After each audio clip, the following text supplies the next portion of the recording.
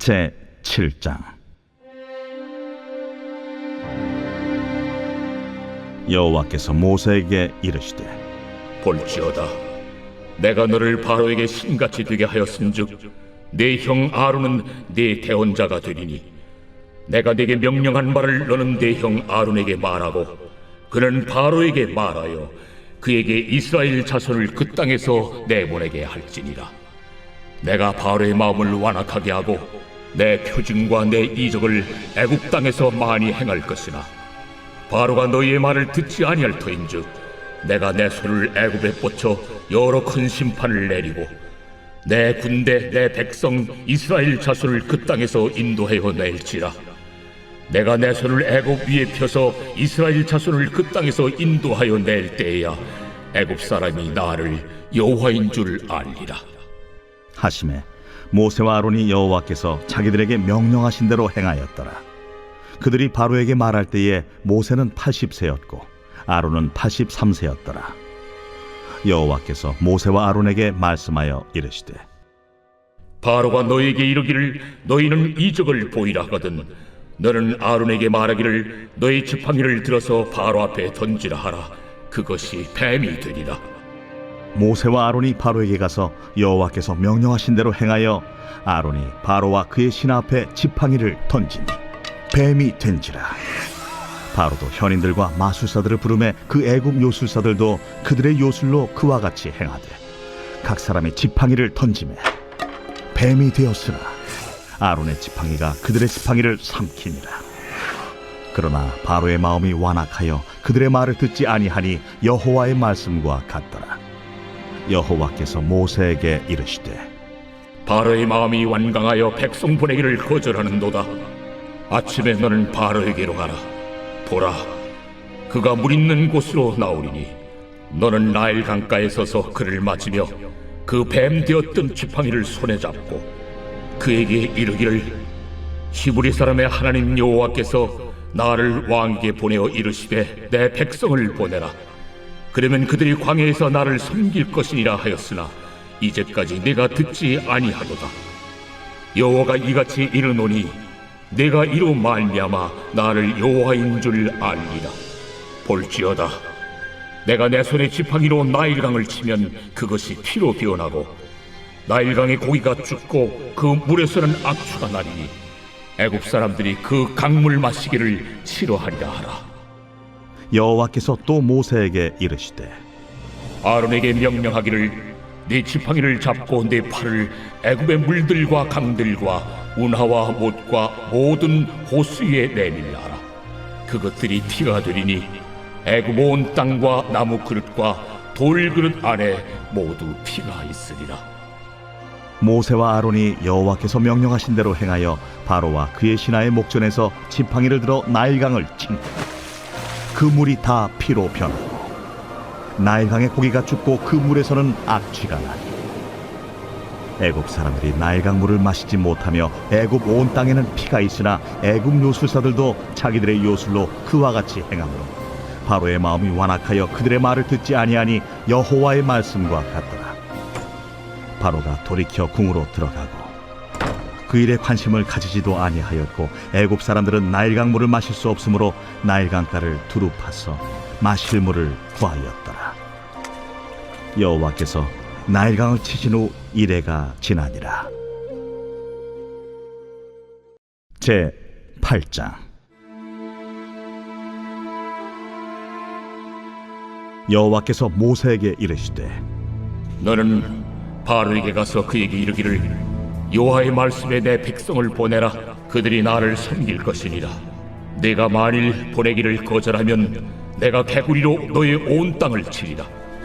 개구리가 나일강에서 무수히 생기고 올라와서 내 궁과 내 침실과 내 침상 위와 내 신하의 집과 내 백성과 내 화덕과 내 떡 반죽 그릇에 들어갈 것이며 개구리가 너와 네 백성과 내 모든 신하에게 기어오르리라 하셨다 하라.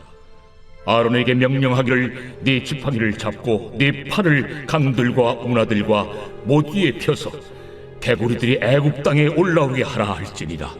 아론이 애굽 물들 위에 그의 손을 내밀매 개구리가 올라와서 애굽 땅에 덮이니 요술사들도 자기 요술대로 그와 같이 행하여 개구리가 애굽 땅에 올라오게 하였더라.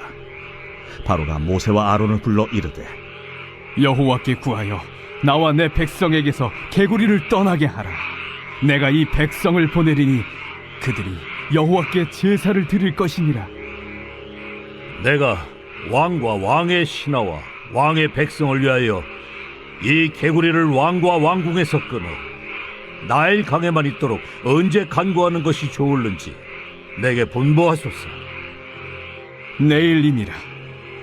왕의 말씀대로 하여 왕에게 우리 하나님 여호와와 같은 이가 없는 줄을 알게 하리니 개구리가 왕과 왕궁과 왕의 신하와 왕의 백성을 떠나서 나일 강에만 있으리이다. 모세와 아론이 바로를 떠나 나가서 바로에게 내리신 개구리에 대하여 모세가 여호와께 간구하매 여호와께서 모세의 말대로 하시니 개구리가 집과 마당과 밭에서부터 나와서 죽은지라.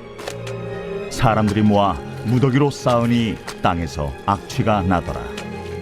그러나 바로가 숨을 쉴 수 있게 됨을 보았을 때에 그의 마음을 완강하게 하여 그들의 말을 듣지 아니하였으니 여호와께서 말씀하신 것과 같더라.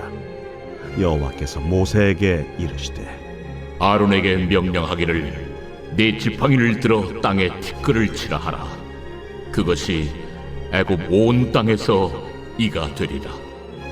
그들이 그대로 행할새 아론이 지팡이를 잡고 손을 들어 땅에 티끌을 치매 애굽 온 땅의 티끌이 다 이가 되어 사람과 가축에게 오르니 요술사들도 자기 요술로 그같이 행하여 이를 생기게 하려 하였으나 못하였고 이가 사람과 가축에게 생긴지라 요술사가 바로에게 말하되 이는 하나님의 권능이니이다 하였으나 바로의 마음이 완악하게 되어 그들의 말을 듣지 아니하였으니 여호와의 말씀과 같더라. 여호와께서 모세에게 이르시되 아침에 일찍 일어나 바로 앞에 서라. 그가 물이 있는 곳으로 나오리니 그에게 이르기를 여호와께서 이와 같이 말씀하시기를 내 백성을 보내라. 그러면 그들이 나를 섬길 것이니라. 네가 만일 내 백성을 보내지 아니하면 내가 너와 네 신하와 네 백성과 네 집들의 파리떼를 보내리니 애굽 사람의 집집에 파리떼가 가득할 것이며 그들이 사는 땅에도 그러하리라. 그날에 나는 내 백성이 거주하는 고센 땅을 구별하여 그곳에는 파리가 없게 하리니 이로 말미암아 이 땅에서 내가 여호와인 줄을 내가 알게 될 것이라. 내가 내 백성과 네 백성 사이를 구별하리니 내일 이 표징이 있으리라 하셨다 하라. 하시고 여호와께서 그와 같이 하시니 무수한 파리가 바로의 궁과 그의 신하의 집과 애굽 온 땅에 이르니 파리로 말미암아 그 땅이 황폐하였더라. 바로가 모세와 아론을 불러 이르되 너희는 가서 이 땅에서 너희 하나님께 제사를 드리라. 모세가 이르되 그리함은 부당하니이다. 우리가 우리 하나님 여호와께 제사를 드리는 것은 애굽 사람이 싫어하는 바인지 우리가 만일 애굽 사람의 목전에서 제사를 드리면 그들이 그것을 미워하여 우리를 돌로 치지 아니하리이까. 우리가 사흘길쯤 광야로 들어가서 우리 하나님 여호와께 제사를 드리되 우리에게 명령하시는 대로 하려 하나이다.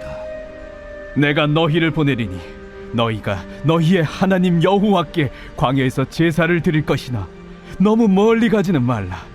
그런즉 너희는 나를 위하여 간구하라. 내가 왕을 떠나가서 여호와께 간구하리니 내일이면 파리떼가 바로와 바로의 신하와 바로의 백성을 떠나려니와 바로는 이 백성을 보내어 여호와께 제사를 드리는 일에 다시 거짓을 행하지 마소서. 모세가 바로를 떠나 나와서 여호와께 간구하니 여호와께서 모세의 말대로 하시니 그 파리떼가 바로와 그의 신하와 그의 백성에게서 떠나니 하나도 남지 아니하였더라. 그러나 바로가 이때에도 그의 마음을 완강하게 하여 그 백성을 보내지 아니하였더라.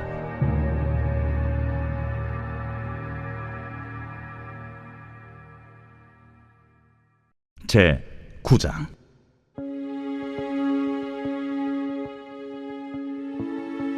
여호와께서 모세에게 이르시되 바로에게 들어가서 그에게 이르라. 히브리 사람의 하나님 여호와께서 말씀하시기를 내 백성을 보내라. 그들이 나를 섬길 것이니라. 내가 만일 보내기를 거절하고 억지로 잡아두면 여호와의 손이 들에 있는 내 가축 곧 말과 나귀와 낙타와 소와 양에게 더하리니 심한 돌림병이 있을 것이며 여호와가 이스라엘의 가축과 애굽의 가축을 구별하리니 이스라엘 자손에게 속한 것은 하나도 죽지 아니하리라. 하시고 여호와께서 기한을 정하여 이르시되 여호와가 내일 이 땅에서 이 일을 행하리라. 하시더니 이튿날에 여호와께서 이 일을 행하시니 애굽의 모든 가축은 죽었으나 이스라엘 자손의 가축은 하나도 죽지 아니한지라. 바로가 사람을 보내어 본즉 이스라엘의 가축은 하나도 죽지 아니하였더라. 그러나 바로의 마음이 완강하여 백성을 보내지 아니하니라. 여호와께서 모세와 아론에게 이르시되 너희는 화덕의 재 두 움큼을 가지고 모세가 바로의 목전에서 하늘을 향하여 날리라. 그 재가 애굽 온 땅에 티끌이 되어 애굽 온 땅의 사람과 짐승에게 붙어서 악성 종기가 생기리라. 그들이 화덕의 재를 가지고 바로 앞에 서서 모세가 하늘을 향하여 날리니 사람과 짐승에게 붙어 악성 종기가 생기고 요술사들도 악성 종기로 말미암아 모세 앞에 서지 못하니 악성 종기가 요술사들로부터 애굽 모든 사람에게 생겼습니다. 그러나 여호와께서 바로의 마음을 완악하게 하셨으므로 그들의 말을 듣지 아니하였으니 여호와께서 모세에게 말씀하심과 같더라. 여호와께서 모세에게 이르시되 아침에 일찍 일어나 바로 앞에 서서 그에게 이르기를 히브리 사람의 하나님 여호와의 말씀에 내 백성을 보내라. 그들이 나를 섬길 것이니라. 내가 이번에는 모든 장을 너와 네 신하와 네 백성에게 내려 온 천하에 나와 같은 자가 없음을 네가 알게 하리라. 내가 손을 펴서 돌림병으로 너와 네 백성을 쳤더라면 네가 세상에서 끊어졌을 것이나 내가 너를 세웠음은 나의 능력을 네게 보이고 내 이름이 온 천하에 전파되게 하려 하였음이니라. 네가 여전히 내 백성 앞에 교만하여 그들을 보내지 아니하느냐. 내일 이맘때면 내가 무거운 우박을 내리리니 애굽 나라가 세워진 그날로부터 지금까지 그와 같은 일이 없었더라. 이제 사람을 보내어 내 가축과 내 들에 있는 것을 다 모으라. 사람이나 짐승이나 무릇 들에 있어서 집에 돌아오지 않는 것들에게는 우박이 그 위에 내리리니 그것들이 죽으리라 하셨다 하라. 바로의 신하 중에 여호와의 말씀을 두려워하는 자들은 그 종들과 가축을 집으로 피하여 들였으나 여호와의 말씀을 마음에 두지 아니하는 사람은 그의 종들과 가축을 들에 그대로 두었더라. 여호와께서 모세에게 이르시되 너는 하늘을 향하여 손을 들어 애굽 전국에 우박이 애굽 땅의 사람과 짐승과 밭의 모든 채소에 내리게 하라. 모세가 하늘을 향하여 지팡이를 들매 여호와께서 우레소리와 우박을 보내시고 불을 내려 땅에 달리게 하시니라. 여호와께서 우박을 애굽 땅에 내리심에 우박이 내림과 불덩이가 우박에 섞여 내림이 심히 맹렬하니 나라가 생긴 그때로부터 애굽 온 땅에는 그와 같은 일이 없었더라. 우박이 애굽 온 땅에서 사람과 짐승을 막론하고 밭에 있는 모든 것을 쳤으며 우박이 또 밭의 모든 채소를 치고 들의 모든 나무를 꺾었으며 이스라엘 자손들이 있는 그곳 고센 땅에는 우박이 없었더라. 바로가 사람을 보내어 모세와 아론을 불러 그들에게 이르되 이번은 내가 범죄하였노라. 여호와는 의로우시고 나와 나의 백성은 악하도다. 여호와께 구하여 이 우레소리와 우박을 그만 그치게 하라. 내가 너희를 보내리니 너희가 다시는 머물지 아니하리라. 내가 성에서 나가서 곧 내 손을 여호와를 향하여 펴리니 그리하면 우레소리가 그치고 우박이 다시 있지 아니할지라. 세상이 여호와께 속한 줄을 왕이 알리. 그러나 왕과 왕의 신하들이 여호와 하나님을 아직도 두려워하지 아니할 줄을 내가 아나이다. 그때에 보리는 이삭이 나왔고 삼은 꽃이 피었으므로 삼과 보리가 상하였으나 그러나 밀과 쌀보리는 자라지 아니한 고로 상하지 아니하였더라. 모세가 바로를 떠나 성에서 나가 여호와를 향하여 손을 펴 우레소리와 우박이 그치고 비가 땅에 내리지 아니하니라. 바로가 비와 우박과 우레소리가 그친 것을 보고 다시 범죄하여 마음을 완악하게 하니 그와 그의 신하가 꼭 같더라. 바로의 마음이 완악하여 이스라엘 자손을 내보내지 아니하였으니 여호와께서 모세에게 말씀하심과 같더라.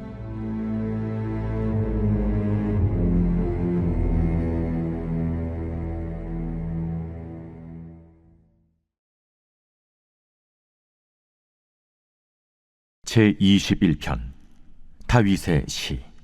인도자를 따라 부르는 노래.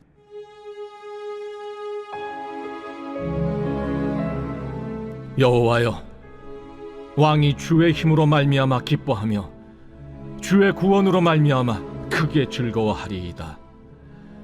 그의 마음의 소원을 들어주셨으며 그의 입술의 요구를 거절하지 아니하셨나이다. 주의 아름다운 복으로 그를 영접하시고 순군 관을 그의 머리에 씌우셨나이다. 그가 생명을 구하매 주께서 그에게 주셨으니 곧 영원한 장수로소이다. 주의 구원이 그의 영광을 크게 하시고 존귀와 위엄을 그에게 입히시나이다. 그가 영원토록 지극한 복을 받게 하시며 주 앞에서 기쁘고 즐겁게 하시나이다. 왕이 여호와를 의지하오니 지존하신 이의 인자함으로 흔들리지 아니하리이다. 왕의 손이 왕의 모든 원수들을 찾아내며 왕의 오른손이 왕을 미워하는 자들을 찾아내리로다. 왕이 노하실 때 그들을 풀무불 같게 할 것이라. 여호와께서 진노하사 그들을 삼키시리니 불이 그들을 소멸하리로다. 왕이 그들의 후손을 땅에서 멸하며 그들의 자손을 사람 중에서 끊으리로다. 비록 그들이 왕을 해하려 하여 음모를 꾸몄으나 이루지 못하도다. 왕이 그들로 돌아서게 하며 그들의 얼굴을 향하여 활시위를 당기리로다. 여호와여, 주의 능력으로 높임을 받으소서. 우리가 주의 권능을 노래하고 찬송하게 하소서. 오늘 우리가 은혜 받을 하나님 말씀은 출애굽기 9장 12절 말씀입니다. 그러나 여호와께서 바로의 마음을 완악하게 하셨으므로 그들의 말을 듣지 아니하였으니 여호와께서 모세에게 말씀하심과 같더라. 아멘. 오늘은 모든 재앙은 하나님의 탓인가? 라는 제목으로 하나님 말씀 전하겠습니다. 우리는 얼마 전 할 말을 잃게 만드는 큰 재난과 사고를 목도했습니다. 그리고 그 사고는 모든 사람들에게 커다란 충격과 슬픔을 안겨주었습니다. 이런 사고나 천재지변이 일어나면 왠지 모르게 교회는 죄인이 됩니다. 분명 사람의 부주의나 죄로 인하여 생긴 문제인데 세상을 창조하시고 주권하셨다는 이유로 하나님께 그 원인을 돌리려는 사람이 있기 때문입니다. 하나님이 살아계시면 왜 이런 사고가 나고 죄 없는 사람이 죽어야 하는가? 아마 신자라고 해서 예외는 아닐 겁니다. 왜 하나님은 나의 기도에 응답하지 않으시는가? 적어도 내가 교회를 다니고 하나님을 믿는 사람인데 왜 하나님은 나를 보호하거나 건져주지 않으시는가? 평생 성경을 연구하는 저 같은 목회자들도 때때로 해석되지 않는 현실로 인하여 좌절할 때가 많은데 교회를 안 다니는 분들은 오죽할까요? 물론 저는 이런 질문을 하는 사람 중에 정말로 답을 알고 싶어하는 사람은 없다고 생각합니다. 누군가를 원망하고 싶은데 그 대상을 찾을 수 없으니 눈에 보이지 않는 신에게라도 하소연을 하고 싶은 마음이 아니겠습니까? 문제는 하나님을 변호하겠답시고 나서서 쓸데없는 말로 상처에 소금을 뿌리는 사람이 있다는 사실입니다. 아픔을 당한 사람 곁에서 공감은 해주지 못할 망정 마치 하나님께서 그런 사고나 재앙의 주체이자 심판자가 되신다는 말을 하는 사람이 꼭 있습니다. 마치 욥의 세 친구처럼 말입니다. 그들의 논리대로라면 피해자와 희생자들은 하나님으로부터 심판을 당할 만한 사람들이라는 뜻인데 그것은 하나님의 뜻을 심각하게 왜곡하는 것이고 또 피해자들을 향한 2차 가해나 마찬가지입니다. 오늘 우리가 묵상한 본문 역시 해석에 따라서 의미가 많이 달라지는 본문입니다. 어떤 사람들은 출애굽기를 보면서 하나님은 이스라엘을 편애하셔서 죄 없는 이집트 사람들이 애꿎은 심판을 당했다고 생각합니다. 특히 하나님께서 파라오를 완악하게 하셨다는 말씀을 두고 마치 재앙의 원인이 하나님께 있다고 말하기도 합니다. 과연 그럴까요?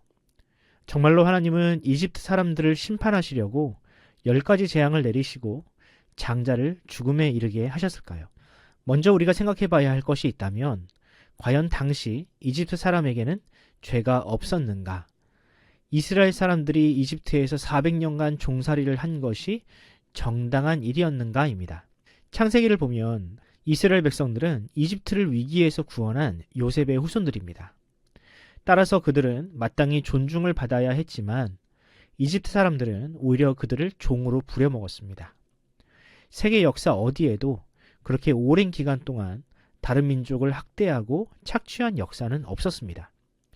그런데 사람들은 이스라엘 백성들이 400년간 겪었을 고통에는 관심이 없고 그저 하나님이 이집트 사람들을 미워하셨다고 너무나 쉽게 단정지어 버립니다. 그럼 이집트 땅에서 벌어진 재앙은 과연 하나님이 내리신 심판인가? 저는 반은 맞고 반은 틀리다고 생각합니다. 물론 성경은 전적으로 그 재앙이 하나님으로부터 기인한 것이라고 합니다. 오늘 본문도 마찬가지입니다. 본문 역시 바로의 완악함이 하나님으로부터 온 것이라고 이야기합니다. 하지만 이런 표현은 어디까지나 온 세상을 통치하시는 하나님의 주권을 강조하려는 문학적인 기법일 뿐입니다. 그럼 하나님의 심판이 아니라면 무엇인가? 저는 10가지 재앙이나 파라오의 완악함을 그렇게 해석하고 싶습니다. 그 재앙들은 하나님께서 그들에게 베푸셨던 은혜가 사라진 결과였다. 출애굽기에 기록된 재앙들은 지정학적으로 그 땅에서 얼마든지 일어날 수 있었 자연재해였습니다. 지금도 그와 비슷한 재해들이 이집트뿐 아니라 세계 각처에서 일어나고 있습니다. 하지만 지금까지는 하나님이 이집트를 사랑하셔서 은혜를 베푸심으로 그런 재앙들을 막아주셨던 것입니다. 바로의 완악함도 마찬가지였습니다. 바로는 원래부터 남의 말을 잘 듣지 않는 죄인이었습니다. 하나님의 은혜로 그 완악함이 잘 드러나지 않았을 뿐입니다. 하지만 이제 이집트의 회개가 필요한 때가 이르렀기에 하나님이 그 은혜를 거두신 것뿐입니다. 그러므로 하나님의 심판은 다른 것이 아닙니다. 평소에 값없이 베푸시던 은혜를 거두신 것, 그것이 바로 하나님의 재앙의 본질입니다. 로마서에서도 이와 비슷한 말씀이 있습니다. 로마서 1장 28절을 읽어드립니다. 또한 그들이 마음에 하나님 두기를 싫어하매 하나님께서 그들을 그 상실한 마음대로 내버려 두사 합당하지 못한 일을 하게 하셨으니. 바울도 하나님의 심판이란 다른 것이 아니라고 합니다.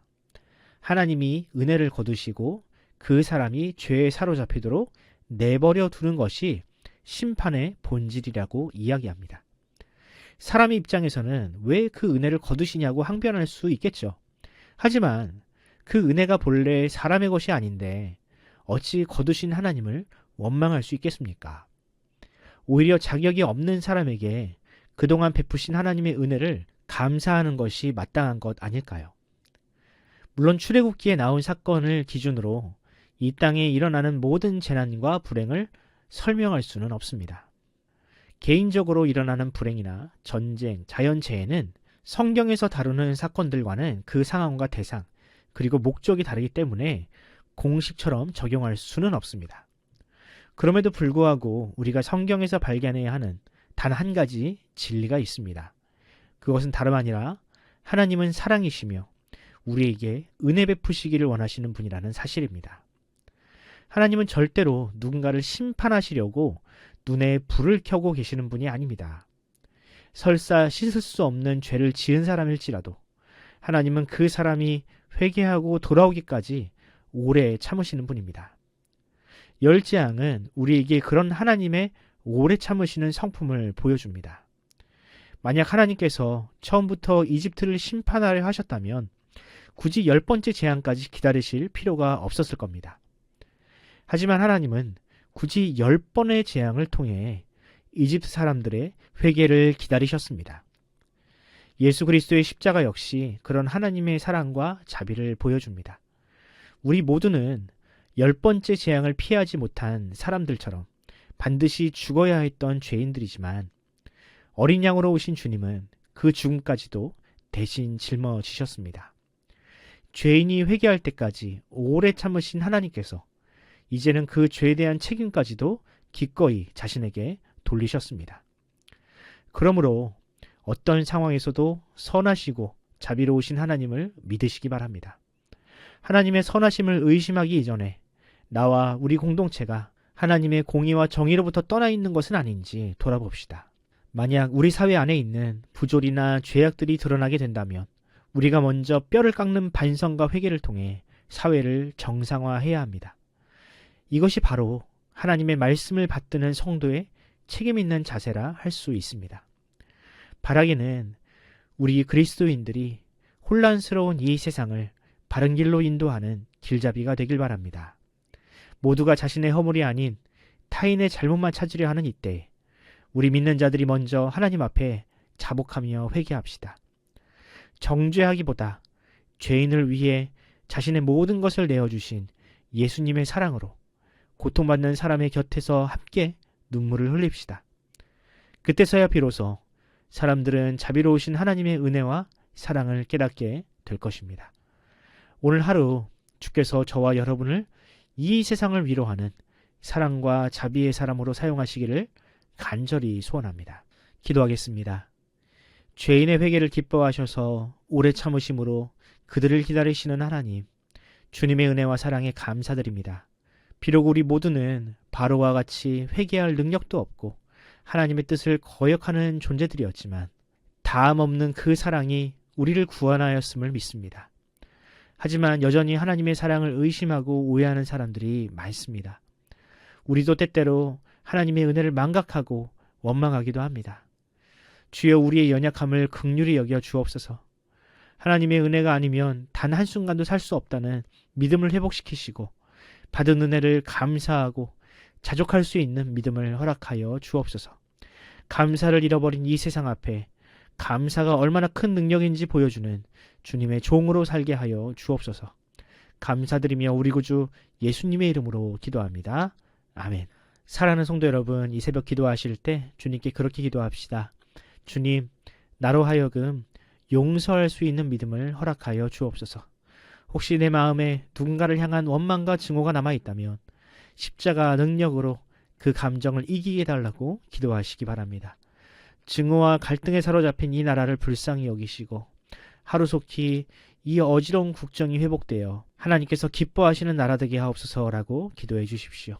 교회를 위해 기도하실 때 담임 목사님을 비롯한 장로님과 권사님 또한 모든 성도들에게 건강과 지혜를 달라고 기도해 주시기 바랍니다. 어려운 시절입니다. 우리 가정과 또한 사업장을 지켜주시고 우리 자녀들에게도 건강과 지혜를 달라고 기도해 주시기 바랍니다. 환우들을 위해 기도하실 때 우동락 선도님, 김창옥 집사님, 최진식 성도님, 또 황인호 어린이와 차길선 집사님, 류선주 집사님의 회복을 위해서 기도해 주시기 바랍니다. 이 모든 기도의 제목들을 하나님께 아뢰며 오늘 하루를 시작하도록 하겠습니다. 다 함께 기도합시다.